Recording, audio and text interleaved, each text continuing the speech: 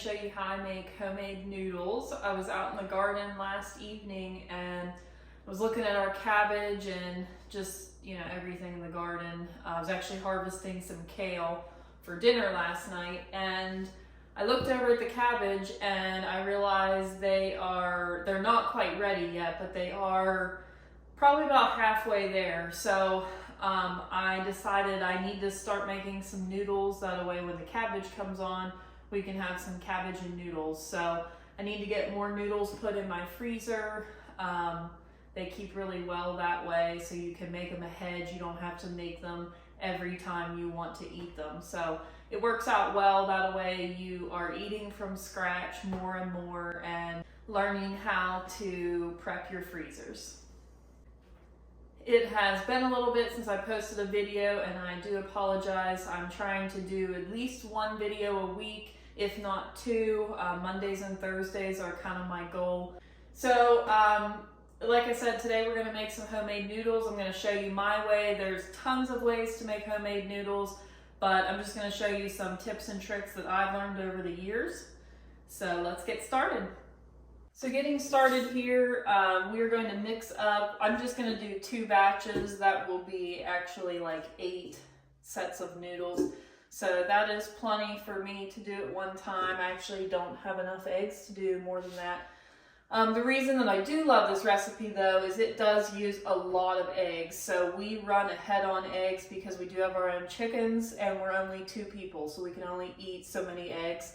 So I do like this recipe because it's one of my recipes that when I'm like running way ahead on eggs, I just whip up a bunch of noodles, pop them in the freezer, and then we've got an easy meal or an easy dinner for nights that I don't feel like cooking that much. So we're going to go ahead and start here. We need 4 cups of flour.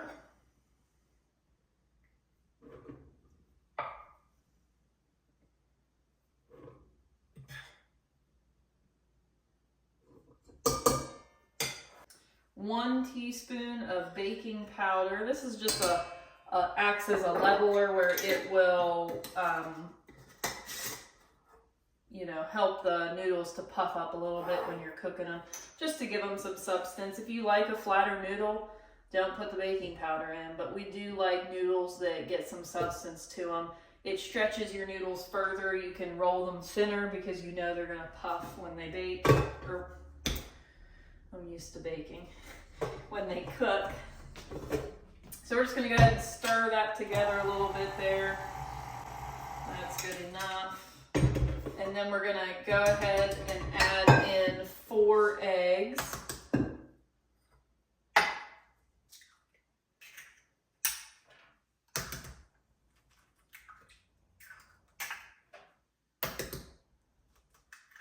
If you can use farm fresh eggs, I would 100% recommend it.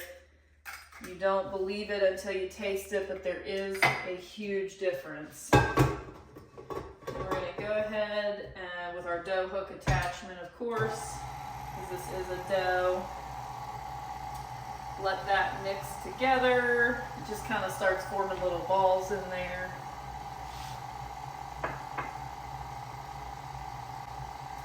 And then for this recipe, it's actually an older recipe. It calls for 14 tablespoons of water.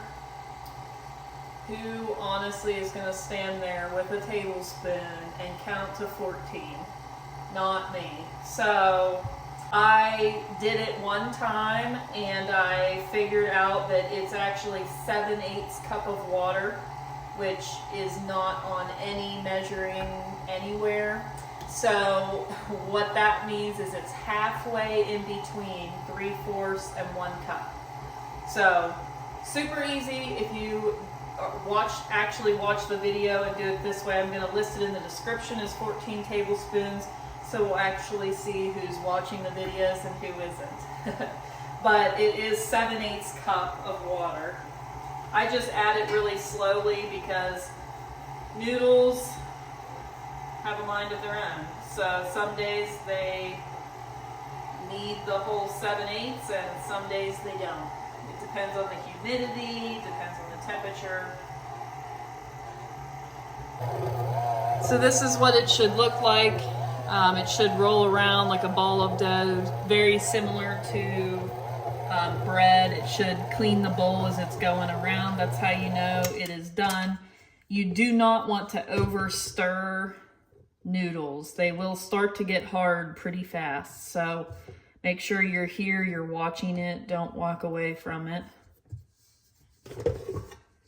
I'm gonna go ahead and drape a wet paper towel over the ball of dough just to keep it moist, keep it from drying out, while I mix up my other batch of noodles. Okay, the second batch is all done. So now we are gonna get, this is called a dough cutter is what I call it. I'm not sure if that's the like actual technical name or not, but that is what I call it. So we're gonna get our dough cutter, get our dough scraped up off the counter here. It's a little on the wet side. That's okay. So we're just gonna kind of get it covered in flour so it quits sticking to everything. Get it shaped into a ball. We're gonna cut it into 4 equal parts. There we go.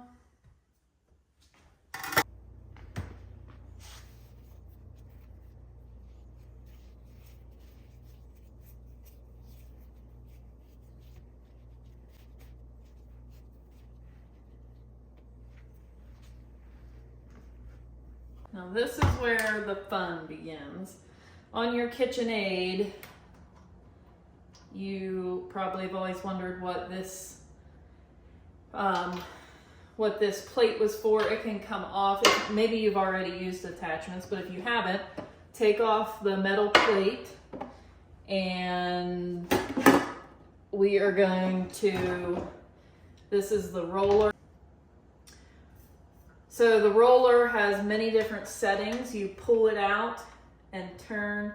So we're gonna start it on setting 1. That's the widest setting.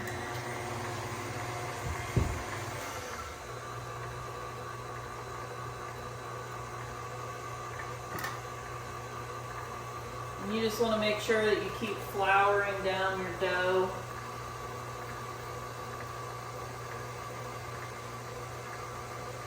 We're going to go ahead and start it in. So this is setting 1. You want to run it through setting 1 twice. So we're going to do it once. Then we're going to lay it out, sprinkle flour on it, both sides.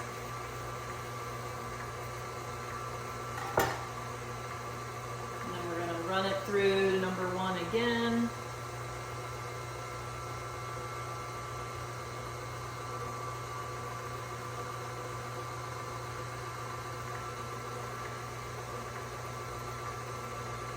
Cut it in half. We're going to switch this to the number 2 setting. Be careful not to skip any numbers. That's very, very important.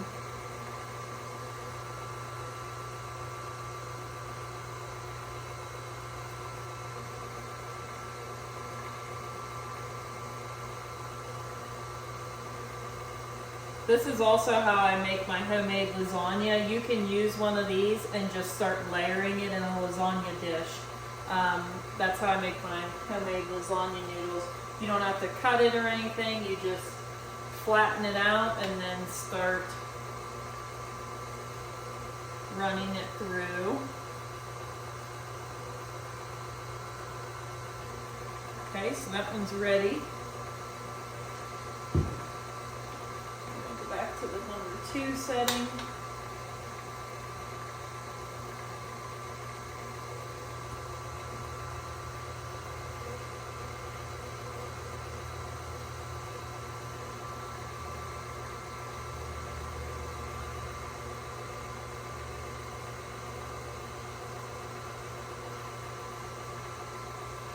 And then number 3.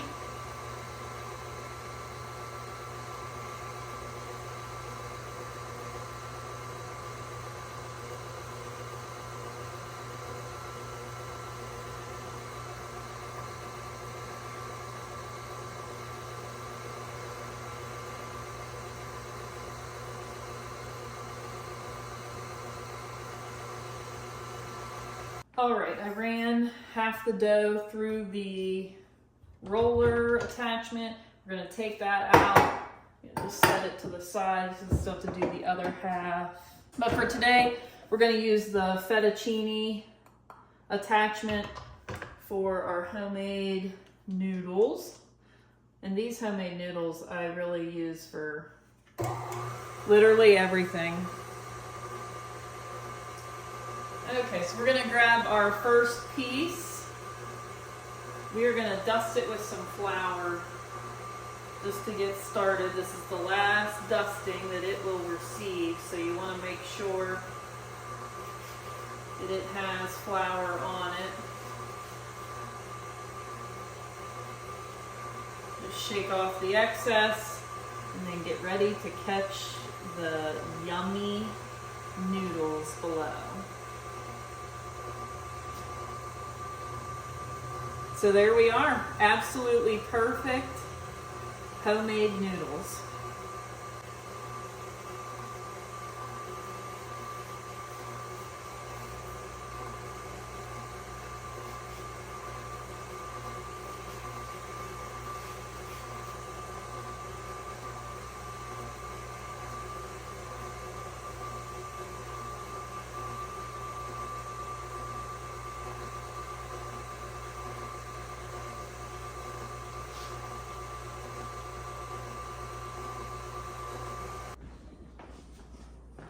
And then as you can see here, I just go ahead and lay them out. I don't have a nice noodle rack. I would love to have one day, but for the time being, I just use towels and I lay them out on the towels and let them dry. They'll probably be dry. I'll probably leave them lay out here overnight and just let them get good and dry, and then I will probably break them in half again and put them in bags and put them in the freezer. And then you can just pull them out, pop them into boiling water for 15 minutes, and you have homemade tasty noodles right at your fingertips.